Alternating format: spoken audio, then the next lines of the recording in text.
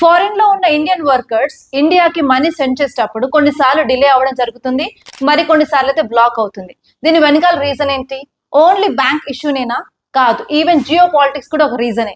RBI recent గా report లో చెప్పింది ఏంటంటే, geo political tensions, sanctions and financial restrictions వల్ల క్రాస్ బార్డర్ పేమెంట్స్ డిలే అవుతున్నాయని చెప్పింది. వరల్డ్ లో ఉన్న పేమెంట్ సిస్టమ్స్ అన్ని ఒక్కదానికి ఒకటి ఇంటర్లింకింగ్ సెంట్రలైజ్డ్ అవ్వడం వల్ల, ఎస్పెషల్లీ డాలర్స్ బేస్డ్ ఇన్ఫ్రాస్ట్రక్చర్ మీద డిపెండ్ అయి ఉండడం వల్ల, ఇఫ్ ఎనీ కంట్రీలో political disturbances or political fights కానీ, శాంక్షన్స్ కానీ, వార్ కానీ, ఇలాంటి సిచ్యువేషన్స్ వల్ల ఎంటైర్ ఫినాన్షియల్ ఫ్లోని డిస్టర్బ్ చేస్తుంది.